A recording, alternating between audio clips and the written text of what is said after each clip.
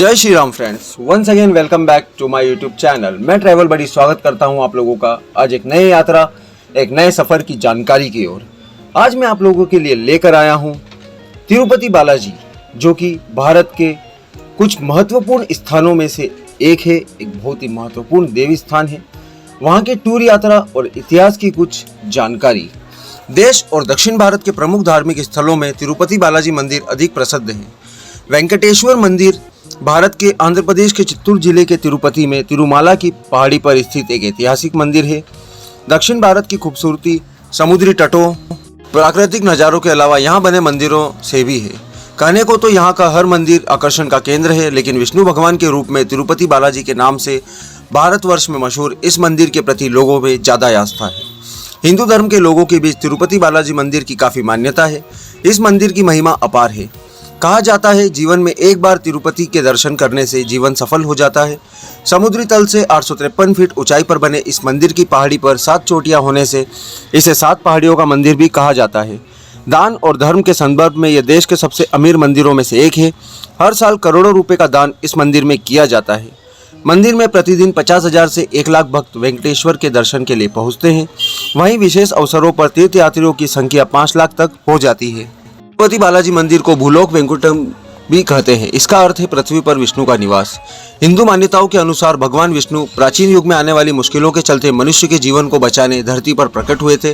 वैसे इस मंदिर में बाल दान करने की परंपरा है, जिसे मोक्कू कहा जाता है। भगवान के दर्शन करने से पहले यहाँ अपने बाल भगवान वेंकटेश्वर को दान करके पुण्य कमाते हैं। प्रकृति की गोद में बसा यह मंदिर प्राकृतिक सुंदरता से परिपूर्ण है। तिरुपति बालाजी का यह मंदिर देश में विष्णु भगवान के बने सभी मंदिरों में आखिरी मंदिर माना जाता है। तो चलिए आज हम आपको बताते हैं भारत का सबसे धनी और मशहूर तिरुपति बालाजी मंदिर से जुड़ी कुछ खास बातें, और आप लोग वहां पर ट्रिप, वहां की यात्रा कैसे कर सकते हैं। यह सभी जानकारी आज की इस वीडियो में मैं आपके साथ साझा करने वाला हूं। साथ ही साथ दोस्तों कहना चाहूँगा कि please subscribe to my YouTube channel and like this video. पहले अब हम लोग यहाँ पर बात कर लेते हैं दोस्तों मंदिर के आर्किटेक्चर यानी कि इसकी संरचना के बारे में। दोस्तों यूँ तो दक्षिण भारत के सभी मंदिरों की वास्तुकला अचंभित करने वाली है, लेकिन तिरुपति बालाजी मंदिर में विष्णु भगवान की मूर्ति के बारे में बताया जाता है कि यहाँ तिरुपति बालाजी की काले रंग की मूर्ति किसी ने बनाई नहीं, बल्कि खुद जमीन के नीचे से प्रकट हुई है। स्वयं प्रकट हुई मूर्ति को इसलिए यहाँ बहुत मान्यता है। जिस स्थान पर भगवान की मूर्ति स्थापित है उस जगह को आनंद निलयम कहा जाता है। इस मंदिर में भगवान वेंकटेश्वर यानी तिरुपति बालाजी गर्भगृह में पूर्व दिशा की ओर मुख कर खड़े हुए हैं। इस मंदिर में पूजा करने के लिए वेकनाशा अगमा परंपरा निभाई जाती है। नेक्स्ट अब हम लोग बात कर लेते हैं यहाँ के दर्शन टाइमिंग्स के बारे में। बताया जाता है कि मंदिर 24 घंटे खुला रहता है। मंदिर सुबह के 2:30 बजे से अगले दिन सुबह 1:30 बजे तक खुला रहता है। तिरुपति में फ्री दर्शन, जिसे सर्व दर्शनम कहते हैं, इसके लिए कितना समय लगे इसका अनुमान नहीं लगाया जा सकता, क्योंकि अगर मंदिर में भीड़ ना हो तो दर्शन 3 से 4 घंटे में हो जाते हैं। लेकिन अगर दर्शन के लिए लंबी लाइन हो तो कम से कम आधा घंटा और ज़्यादा से ज़्यादा 18 घंटे तक आपको लाइन में खड़ा रहना पड़ सकता है। वीआईपी दर्शन के लिए आपको 300 रुपये देकर ऑनलाइन रजिस्ट्रेशन कराना होता है। इसके बिना आप वीआईपी दर्शन नहीं कर सकते। वीआईपी दर्शन में आप 2 से 3 घंटे में तिरुपति के दर्शन कर सकते हैं।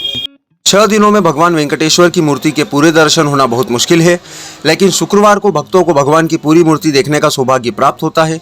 बता दें कि दिन में बालाजी के दर्शन 3 बार होते हैं। पहले दर्शन सुबह के समय विश्वरूप के रूप में होते हैं, दूसरे दर्शन दोपहर और तीसरे दर्शन शाम को होते हैं।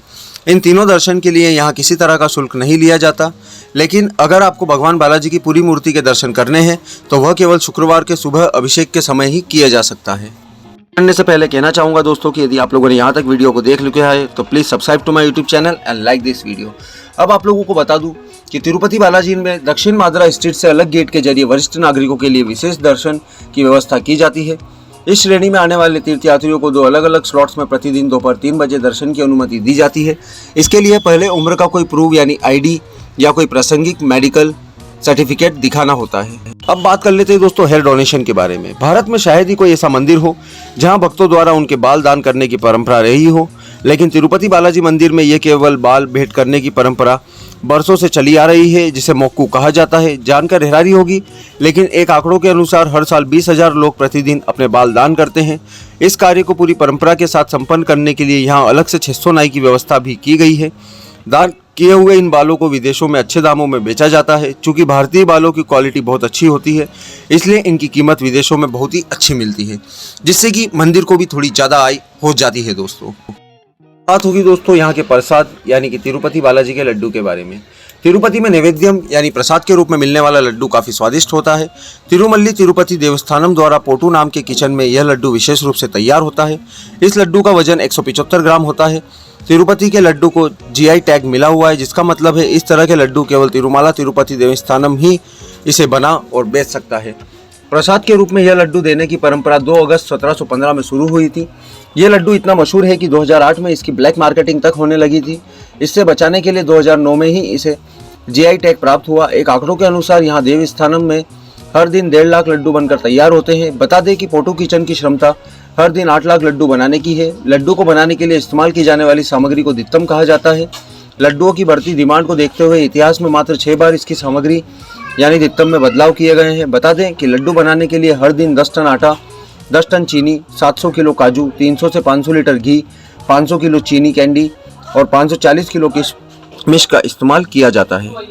यात्रा पर जाने से पहले आप लोगों का सवाल होगा कि तिरुपति बालाजी जाने का सबसे अच्छा समय कौन सा है। वैसे तो आप साल भर में कभी भी तिरुपति बालाजी के दर्शन के लिए जा सकते हैं, लेकिन फिर भी जनवरी और फरवरी का जो मौसम है वो तिरुपति बालाजी की यात्रा के लिए बेहतर माना जाता है। दरअसल गर्मियों में मार्च से सितंबर तक यहाँ उमस भरी गर्मी रहती है।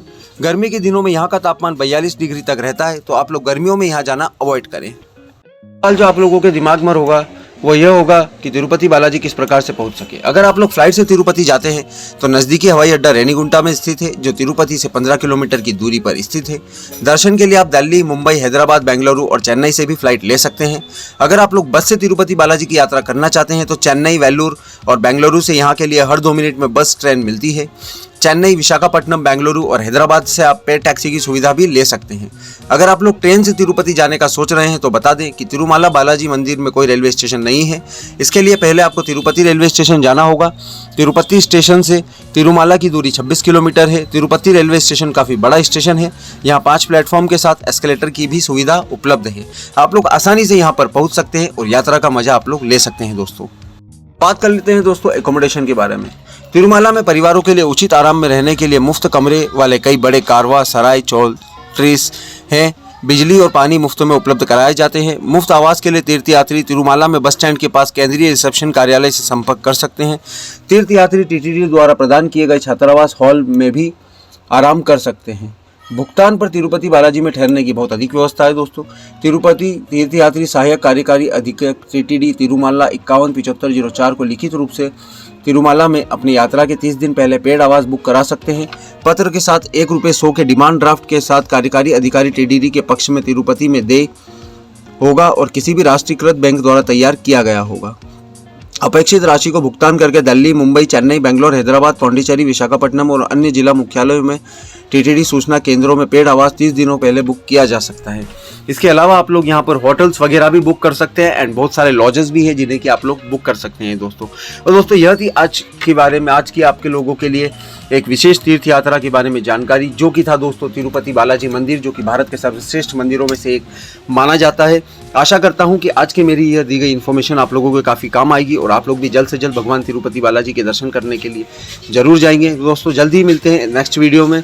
उम्मीद करता हूं कि आप लोगों को मेरी वीडियोस हमेशा की तरह पसंद आई होगी और आप लोग मेरे चैनल को सब्सक्राइब और इस वीडियो को भी अपने दोस्तों के साथ में शेयर जरूर करेंगे। जल्द ही मिलते हैं नेक्स्ट वीडियो में, तब तक के लिए bye bye. Thank you for watching.